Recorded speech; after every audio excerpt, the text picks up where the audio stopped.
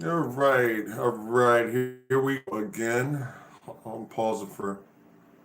Okay, we are up on YouTube and we are up on Facebook as well.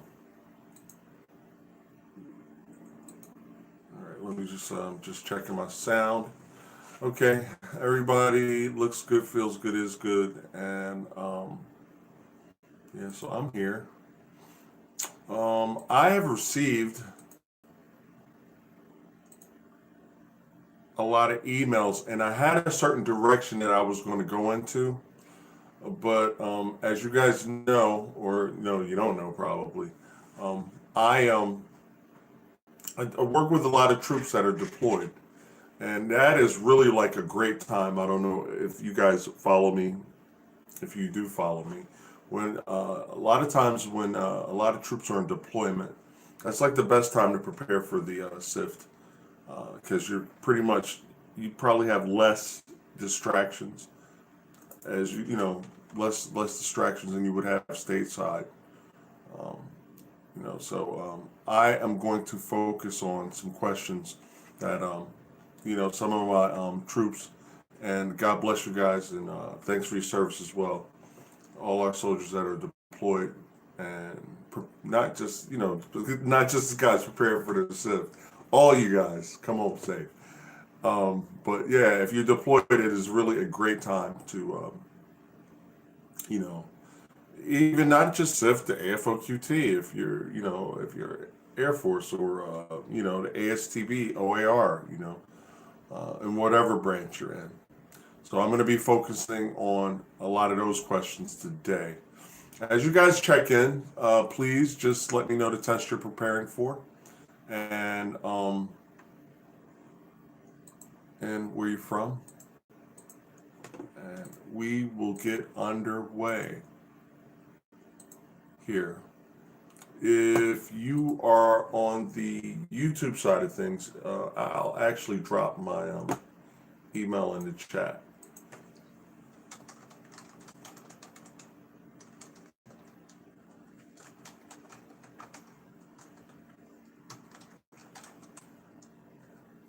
All right. Here's my email, and if you would like to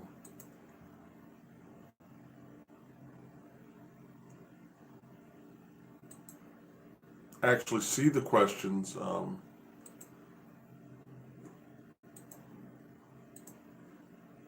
you'd like to actually see the questions as they're posted, I am dropping that link as well. But in the meantime, a couple of soldiers, they were deployed. They are on deployment, and basically we had some issues with the video for some reason. So I said, okay, well, what I'm going to do is I'm going to actually put this into today's live stream. Okay, so that's what we'll get into first. I was kind of going to go into some Army aviation information stuff, but depending on questions, we'll see. We'll see. So give me a moment. Let me get myself situated, as my grandma used to say. Situated, but situated. All right. Okay. Okay. This particular area we're going to talk about is mechanical comprehension. And as you know, the test has really touched on some physics principles. And I'd like to talk about a couple of tests or questions that you could possibly get. They're in the test pool. Oh, also, if you have questions, you can shoot me questions on Skype. KIENO, lowercase letters, .THOMAS on Skype. And you can send me a contact request should you need tutoring. Okay, so mechanical comprehension. There's two principles, well, not two principles, but there's an issue that a lot of people don't understand. It is the difference between speed and velocity. Speed and velocity. So in formula, we could say velocity equals distance divided by time, and speed is equal to distance divided by time. All right. So you're like, wow, velocity, distance divided by time, and speed, distance divided by time. Kino, how is that even possible? Well, the common question that comes up on a lot of mechanical comprehension tests is, what's the difference between speed and velocity? Same formula, distance divided by time for velocity, distance divided by time for speed. The difference is velocity has a direction. Okay. So that was the point that I was trying to get across to one of my guys that I deal with that's on deployment, and our video went out. It's probably asleep right now. It's kind of, was it early? It was 9. I think it was like 6 p.m. So now it's kind of like somewhere close to midnight over there.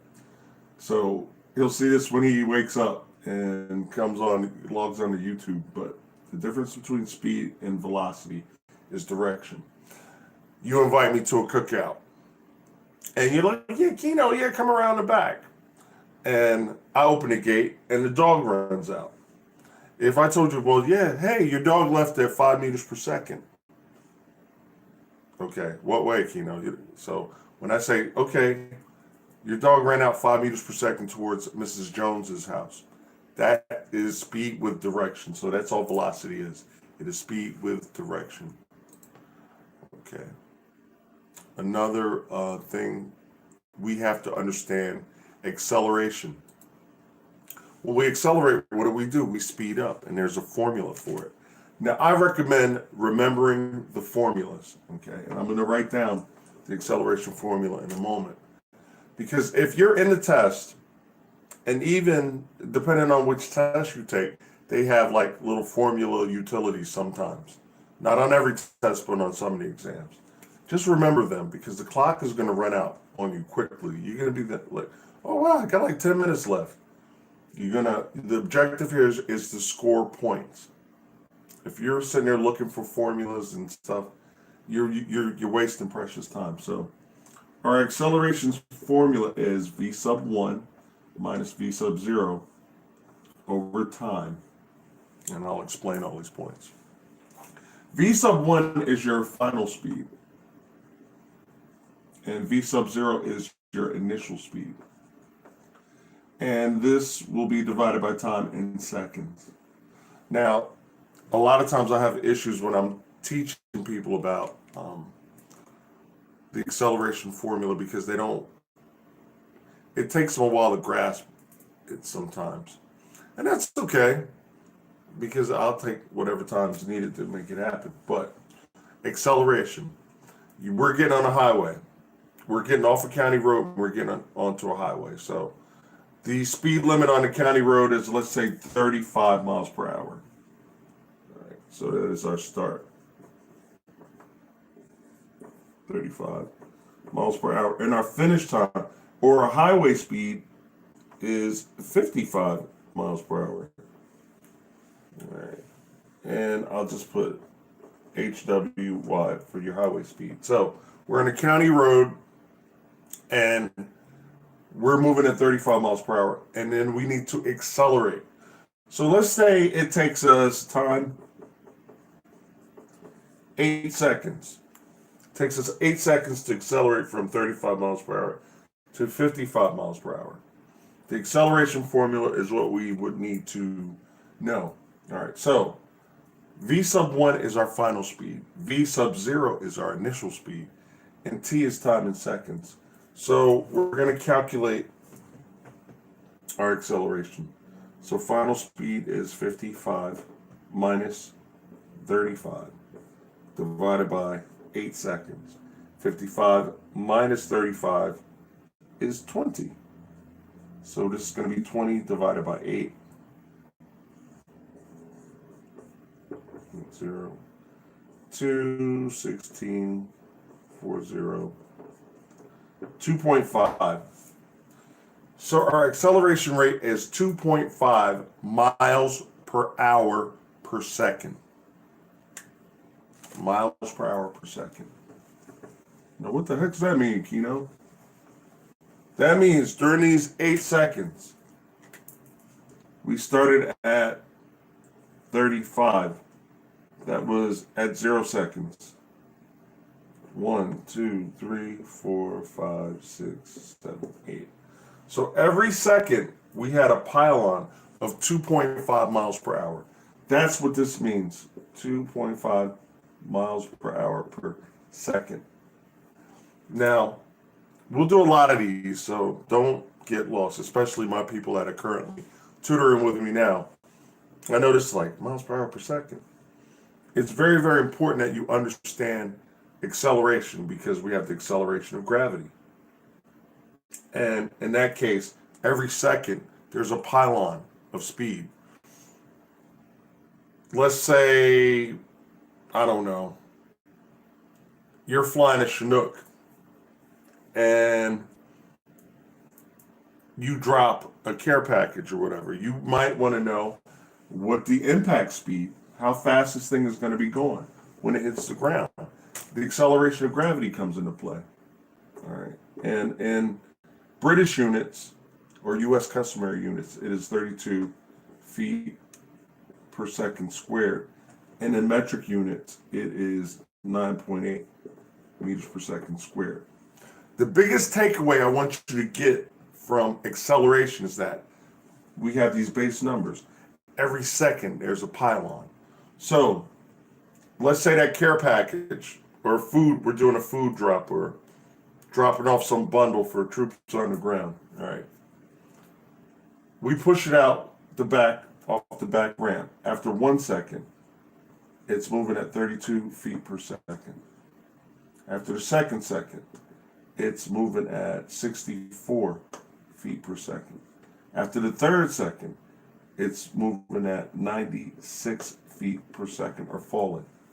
So that's what I mean when we talk about acceleration, 32 feet per second squared. Every second, there's a pylon of 32 feet per second. Now, when we talk about acceleration, feet per second squared, when we're talking about velocity, it's just feet per second. So don't distinguish between the two. I mean, you must distinguish between the two because on the test, if they're asking you about acceleration and you pick something feet per second, that's not acceleration.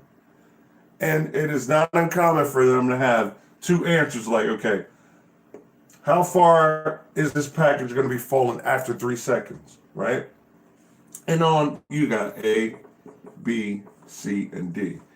And I'm telling you, these guys, they come back on the debrief and they say, well, yeah, I got the answer 96 feet per second, but then they had another one, 96 feet per second squared. If they're asking you about velocity, it is 96 feet per second. If you get locked in on this number and you pick 96 feet per second squared, you're not going to get the points because you're wrong. It's wrong. This is acceleration, feet per second squared versus velocity, which is just regular feet per second. Now, all my guys know this, okay? And so that's what I teach.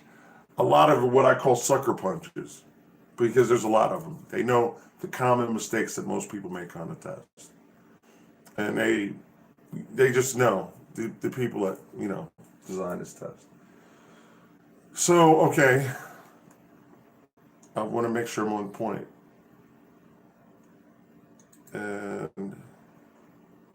I want to make sure I get all the points I needed to get across because when we lost the video, that sucked. I was like, damn. He's like, I don't see nothing, So I was like, okay, I will take care of all these questions. So that was the last one.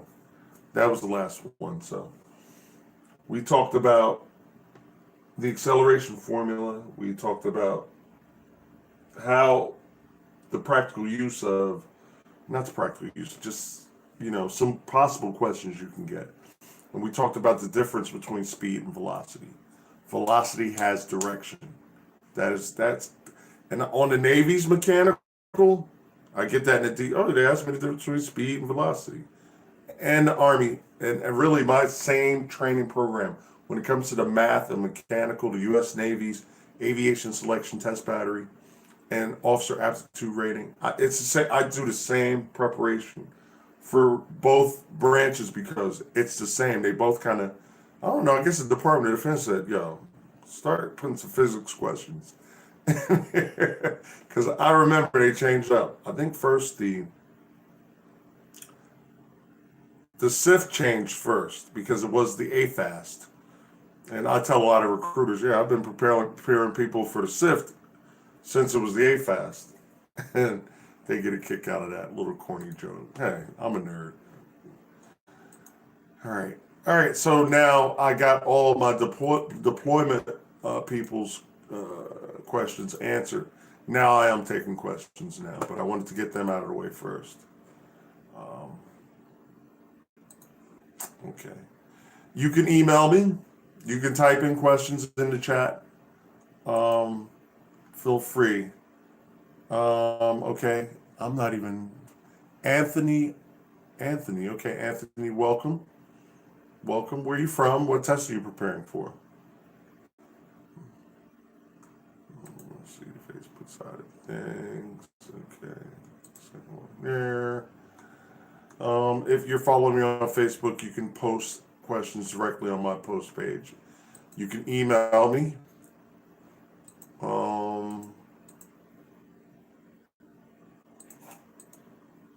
Okay. Now, one thing that I don't do, like if I did a particular question,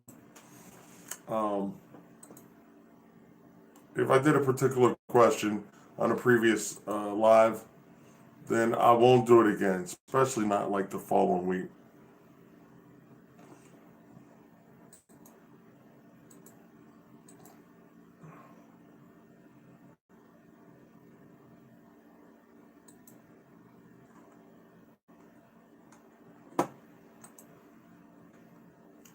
And there's going to be a bonus question.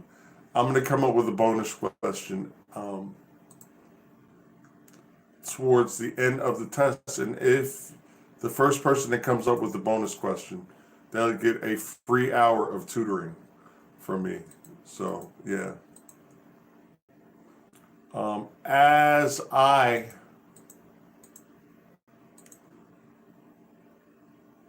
through all this good stuff. All right, yeah, Tom sent me a question. All right, Tom, I got you, brother. Stacy, we talked about that. That was Stacy's question from yesterday. Okay, Tom, your question is about a wedge. All right. Mechanical comprehension, a wedge. A wedge is a simple machine, believe it or not. A wedge is a simple machine. And a wedge has mechanical advantage. And actually a wedge is like two inclined planes. Well, it all depends on how you, but I'm gonna draw something on the board. So you can understand, okay, so let me get this question straight. If a wedge is made longer relative to its height, how does the force increase? If a wedge, and let me cut this out and put it on the amount of lift is decreased. All right. I don't know what platform you got this question from, but I'm going to talk about wedges and mechanical advantage and how they apply. So I'm posting this just as I got it, people. So let me post this on the Facebook channel and all my YouTubers if you like to follow along. Okay, so I'm reading this. Okay. And I'm just going to talk about wedges. So here we go. If a wedge is made longer relative to its height, how does the force increase? If a wedge is made longer relative to its height, you actually increase the mechanical advantage. Now, what do I mean by that? I'm going to show you. Okay, so it's just like, I don't know, some people would call this a wedge. they would call that shape a wedge. But if we draw a line in the middle, we have two inclined planes. All right. So if we increase the length in relation to the height of the wedge, we actually increase mechanical advantage.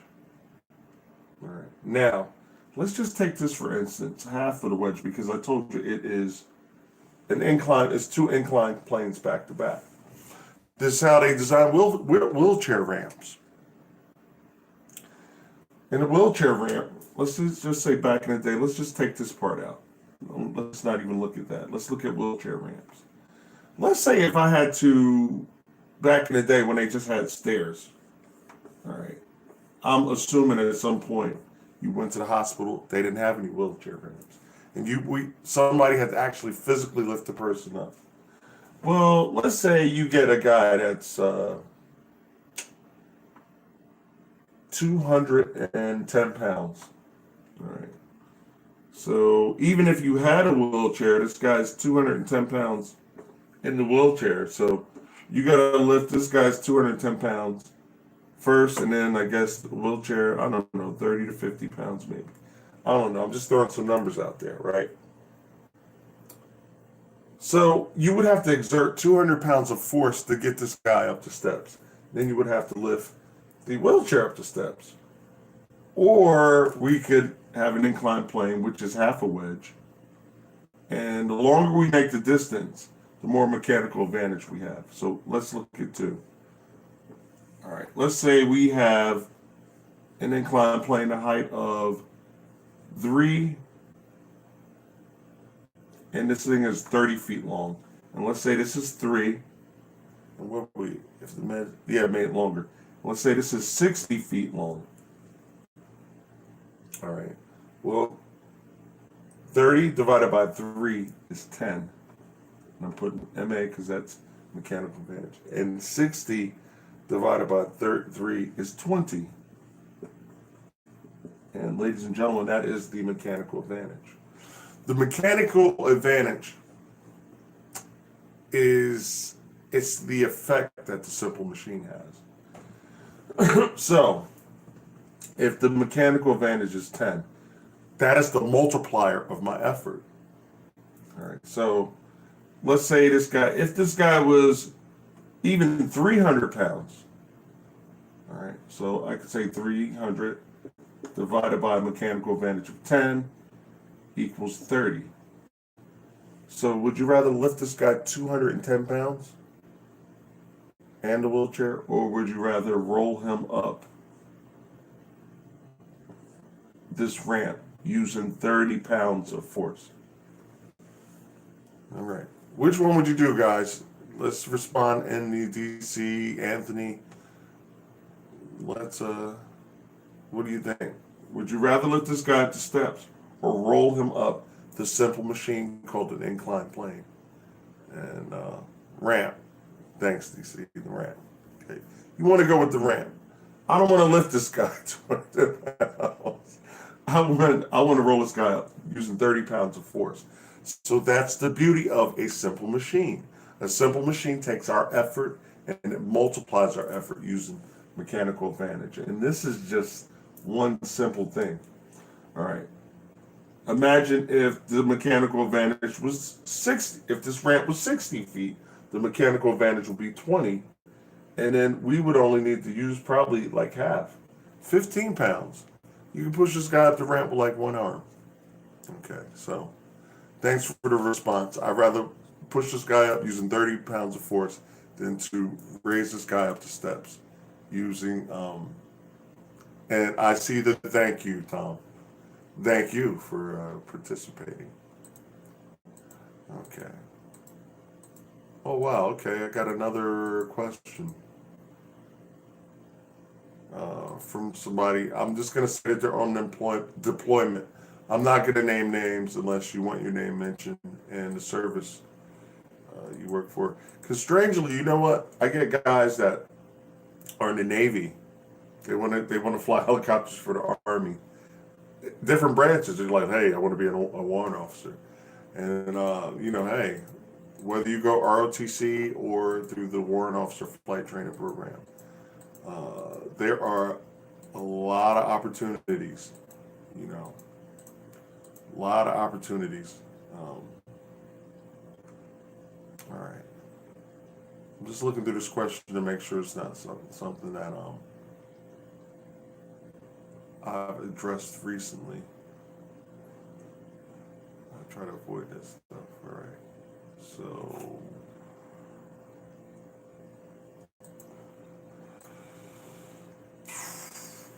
okay. This particular person is having problems with fractions. And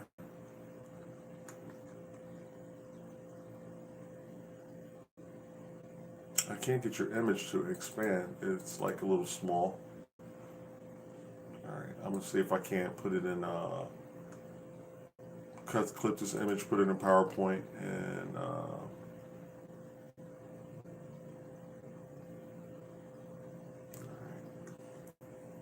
we always do cover at least one aviation term. And while I'm working on this, I like to talk about vortex ring state, because that would possibly be, well, it is in the pool on the Army Aviation Information section. Vortex ring state. Now, when you get to Fort Rucker, you are going to get a group of, aeronautical terms and definitions, and you're going to go with what your instructor tells you to do. Okay. But I'm going to, as an aviation instructor, I'm going to tell you about some terms. But we all know there's the right way, the wrong way, and then the Army way. So your instructor is going to tell you the Army way of, vortex ring state or auto rotation or whatever definition. But I actually have the United States Army field manual, and so vortex ring state. Vortex ring state is it's a very dangerous condition, and don't get all freaked out, because your instructor will teach you how to stay out of it. Okay, but vortex ring state is a state where, and don't laugh at my artwork. Okay, so there's our helicopter, and here's our tail boom and our tail rotor, and we have our main rotor. All right, and when we are still, meaning that we're hovering like at a very high altitude, what happens is, like a fan, just think of a fan. If I took a fan and I pointed it downward, okay, that's the effect that this would have. But there's no box around these blades. So what happens is we get these vortex rings. All right. So this is the vortex produced by induced drag, actually. Since we don't have an infinite rotor, we have a finite rotor, which means it starts here at the hub and then it terminates here. And we get a difference in airflow patterns on the top and the bottom of the rotor. Now, since we have these we get these vortex rings, and we also get induced flow. All right. So the airflow is going to be flowing. It's going to be pulled from the top and then brought down. All right. But if we're not moving forward or backwards, we're not introducing our main rotor to new air molecules. These are the same ones generated in this flow. All right. Now, you're okay at this point, but let's say you get yourself into a descent. You're not moving forward, you're not moving backwards, introducing yourself to new air molecules. So as a result, what happens is you start a stream, and it'd be synonymous with trying to pull up a rope, but it's not attached to anything up top. So you're just like, you're pulling the rope down. You're not getting any lift. Okay, if If it's not anchored up top, you can pull a rope, you're not going to get any lift. All right. And that's a result of this induced flow that we have generating, because we're not introducing ourselves. Now, another phrase you need to be familiar with, and you can check your FAA Rotorcraft Flying Handbook or the Army, United States Army Field Manual. When we're introducing ourselves to new air molecules, that's a good thing, because this is static air. It's not dynamic air. All right, this is already, it's like trying to swim upstream. But more importantly, when we get ourselves in a 3 to 500 foot per minute descent, what happens is we're really starting to pull and move that air. We have like a stream of air that's coming down as a result of this vortex ring state. It's just reusing the air that's already in play. All right. And if we get ourselves in a 3 to 500 foot per minute descent, we can pull a collective as much as we want. We're not going to like go up. It's kind of like trying to swim against the riptide. So that is vortex ring state. And if that was clear to all my SIF people out there, hit 1, or if I need to explain it further, Tom, you're out there. I have some Navy people here that are just here for the math. But if that made sense, please let me know. Vortex ring state. And my OAR Navy guys, or not my Navy OAR Navy, my ASTBE Navy guys, they do have some helicopter terms. There have been some helicopter terms that pop up on the United States Navy test in the past. I received that in debriefs, and I understand there is a delay.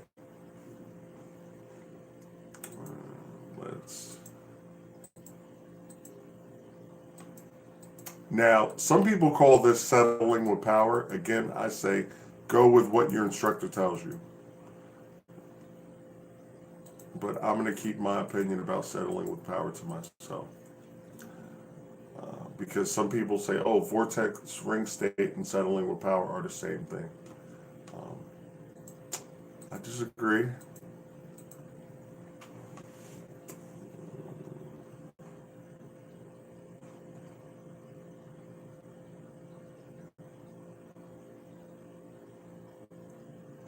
I actually tried in the simulation to get the vortex ring state condition to happen, and I could not get it to happen. I get myself in a hover, and I get myself, the simulator just wouldn't play along with it.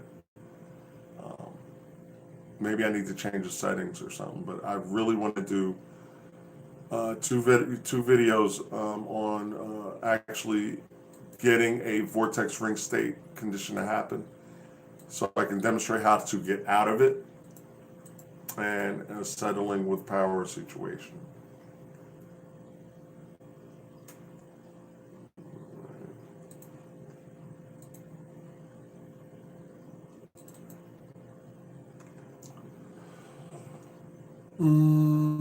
There we go. Okay, I have the image. I got it expanded while I'm talking to you guys about vortex ring state, and I'm posting. This is from a guy in deployment. He's having issues with fractions, as a lot of people do. Fractions are really not that bad. You just have to practice with anything. Repetition is the mother of all learning. That's what I say. You know, like when you guys go to flight training and you're flying a pattern and going through the procedures and a checklist in a helicopter, you only get good at it by doing it again and again and again and again and again, watching your instructor. Because when you first start to learn how to fly, your instructor's level of activity is up here and you're down here. And as your instructor teaches you more and more and more, your level of activity increases, and his or her, could have a female flight instructor, yes sir, increases. Okay, to the point where they're like not doing anything. You're running the checklist, You're running the pre-takeoff checks. You're doing everything. All right. So repetition. You learn by doing it again and again and again and again and again. So there's no substitution for hard work. Okay, I have the image posted.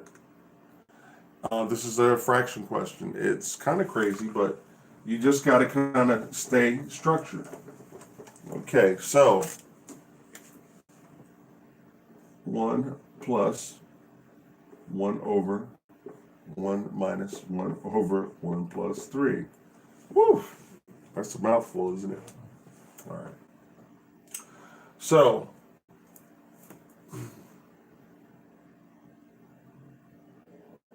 this is how I would process this. First, I would join the 1 and the 3. Because 1 plus 4, 3 plus 1 plus 3 is 4. Now, we have 1/4. Think about this as $1 and this 1/4. 1/4 is a quarter. If we subtract 1/4 from $1, we're going to have 75 cents, or 3/4 of $1. Okay. This is a division problem. All right. So any whole number, if it's 1, if it's 2, or if it's 3, it's actually 1 over 1, 2 over 1, and 3 over 1. Okay. There's just different ways of expressing numbers. So this is actually the division problem. It's 1 divided by 3 over 4. Now, what you may or may not know about fractions is when we are dividing fractions, you have the first and then you have the second fraction, or the fraction behind the division number. And this actually turns into a multiplication problem. We're taught to multiply by the reciprocal. The reciprocal of 3/4 is actually 4/3.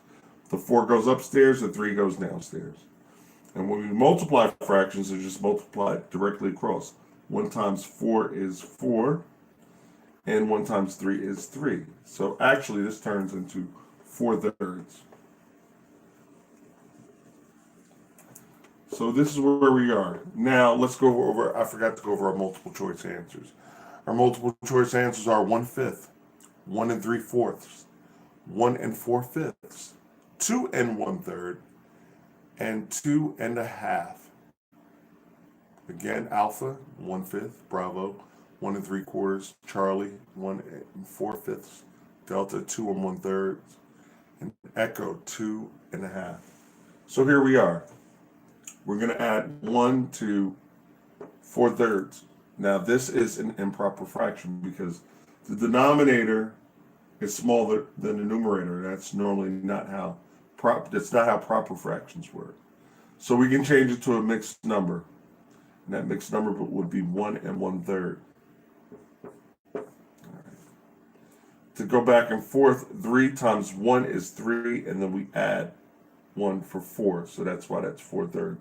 To reverse it back to the mixed number, it is 1 1/3. So we add the whole numbers, and we will actually get 2 because 1 plus 1 is 2, and then 1/3.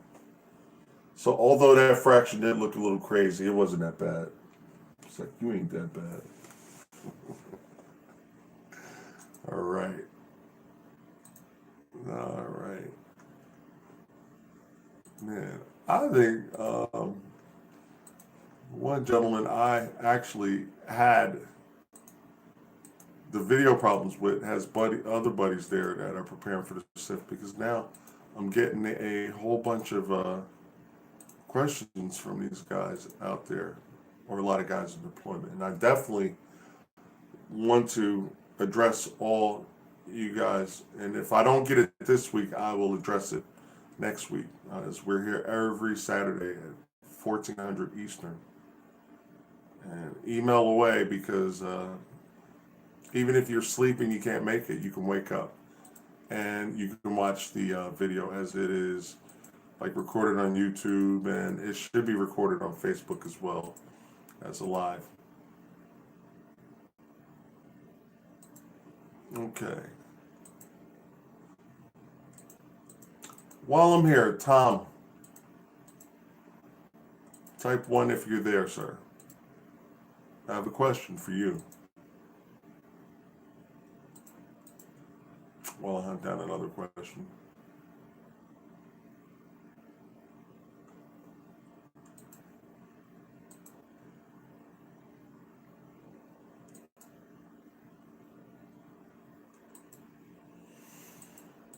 Can someone tell me the major components of a rotary wing aircraft or a helicopter? There are major components. Name 3.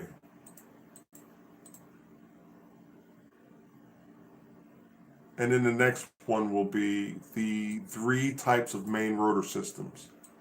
There are 3 types of main rotor systems.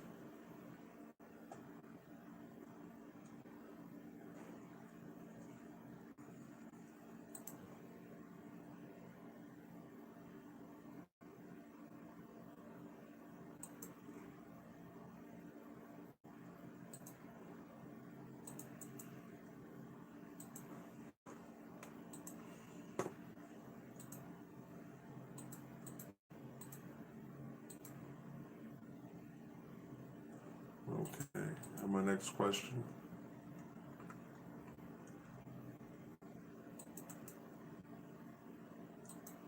Okay, somebody's answered me on Skype.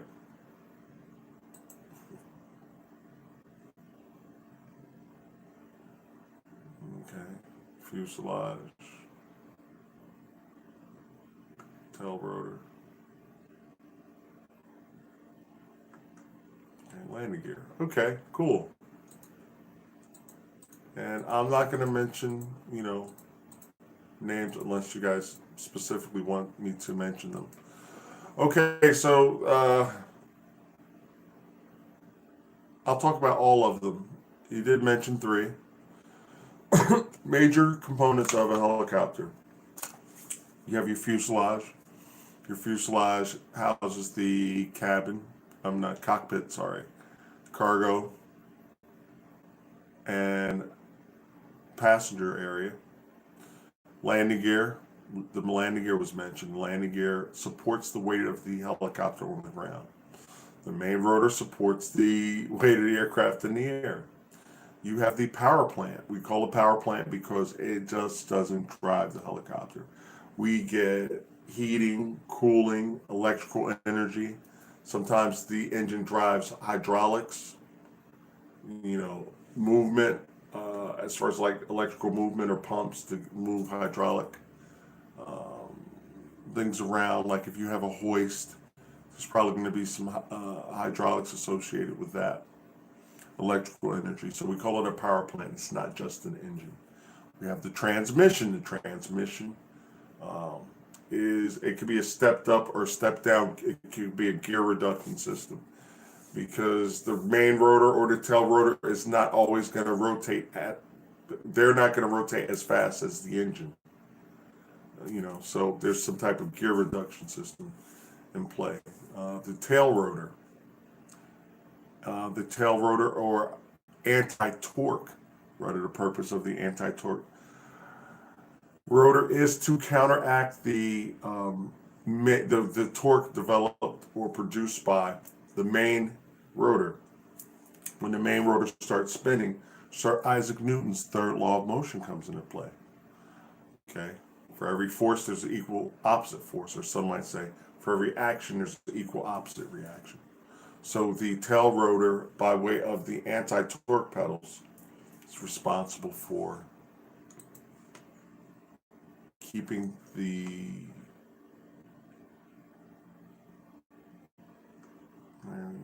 okay, my bad. Okay, I saw that already. That question, we addressed that already. All right. So yeah, there are previous live streams with some of these questions have already been answered. So I recommend you guys please go back and look at the other ones and good. Okay.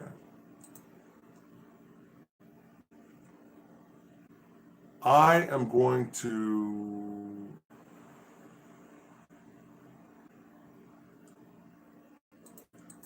send a link to all you guys that are connected to me directly for the mechanical comprehension. It's a must-see.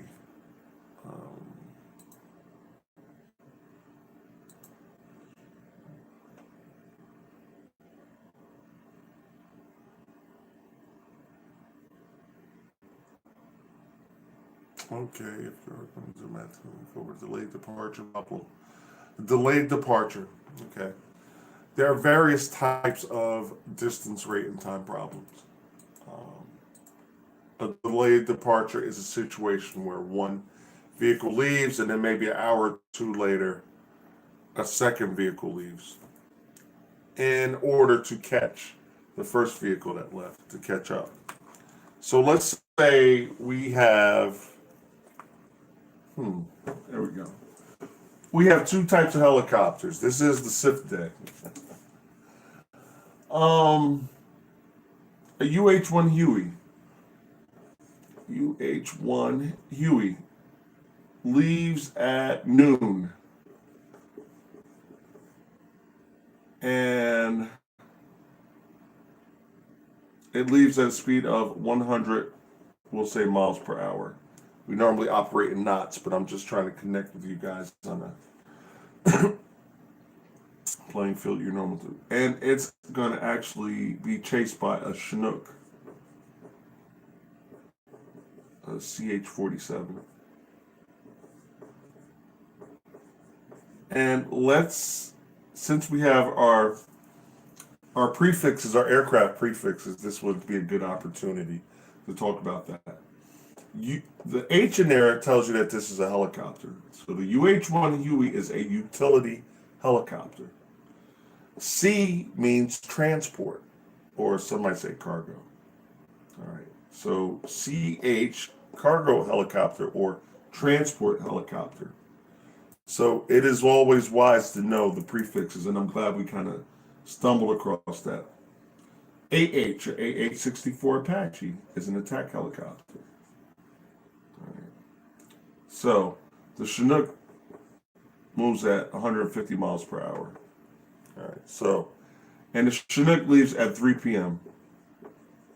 Okay, so this okay. So the UH-1 Huey leaves and travels eastbound at 100 miles per hour.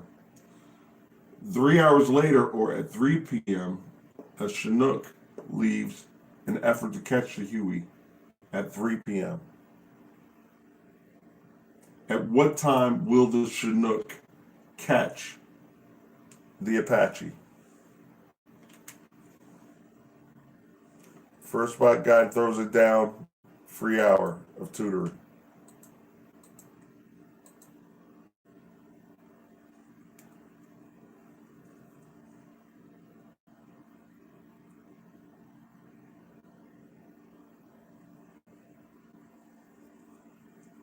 UH-1 leaves at noon.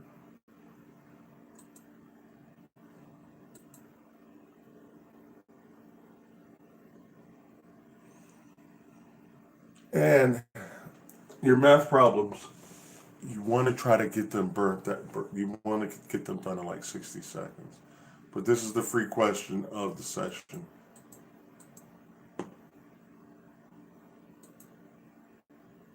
"6 p.m. DC says 6 p.m. All right, let's test that out. He would catch him at 6 p.m. Okay. All right.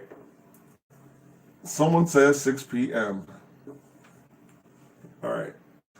So the Apache leaves at noon, and the Chinook leaves at 3 p.m. So the delayed departure formula is rate times time of the Huey equals the rate times time of the Chinook. And basically what we're saying is distance equals distance, because distance equals rate times time. Okay, the rate of the Huey was 100, and the rate of the Chinook is 150. The Huey gets a 3-hour head start. So this will be X, and this will be X plus 3. So our base formula, RT equals RT, is 100 times X plus 3 is equal to 150X. we distribute, and we get 100x plus 300 equals 150x.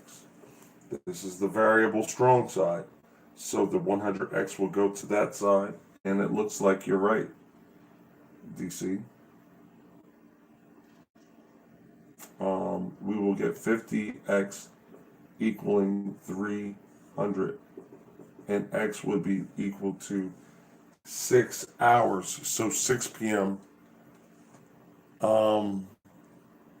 Is the correct answer, and DC gets the free hour. All right. There were no takers on Facebook.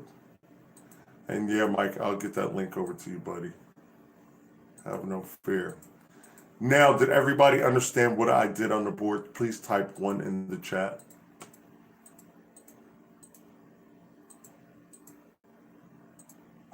I'm just mousing away over here. Just click, click, click, click, click.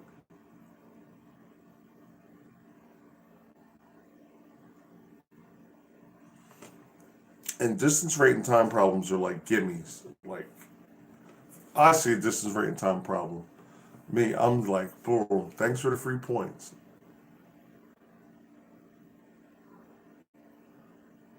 Well, you earned it, bro. You earned it. You know?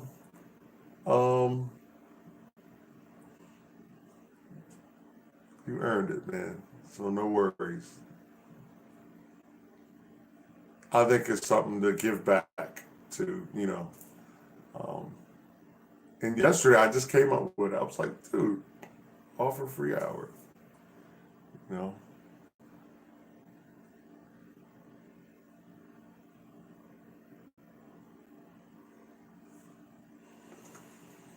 Okay, so yeah, let me get some shout outs in here. Anthony, it's good to see you, man. I'm here every Saturday, 2 p.m. If you didn't really say what test you are preparing for, but I'm assuming that you're either a WOFT or ROTC, college ROTC applicant, preparing to take the SIFT or whatever. But yeah,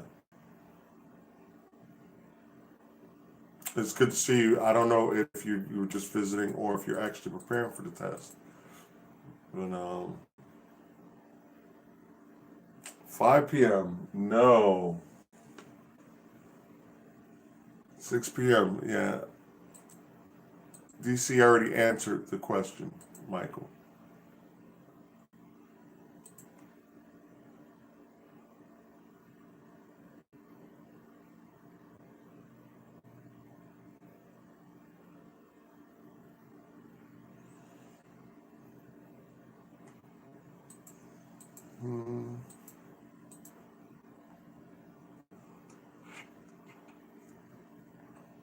Anthony, are you still here? I definitely wanted to. You're new. I don't recognize your name. You're new to the room, and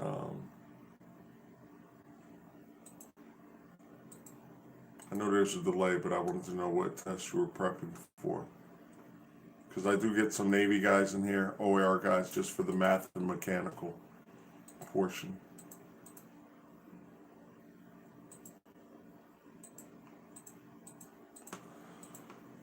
All right. Mike, I'm going to get that link out to you. There's really not a whole heck of a lot we're going to cover in 5 minutes. So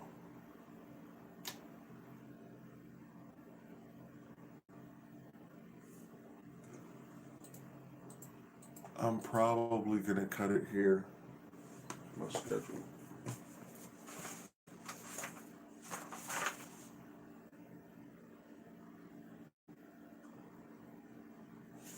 Because I have a client right after this.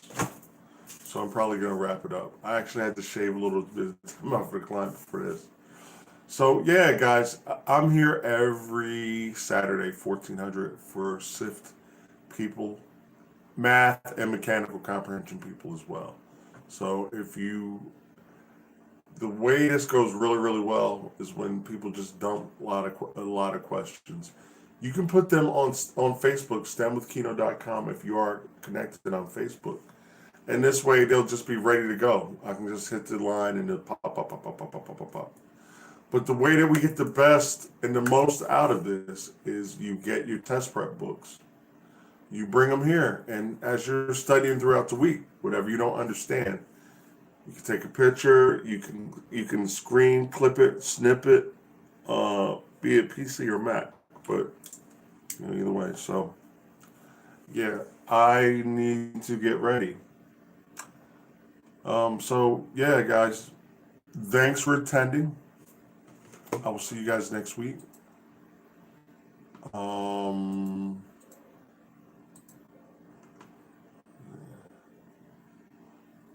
Yeah, that's all I have. So I'm signing off on Facebook right now.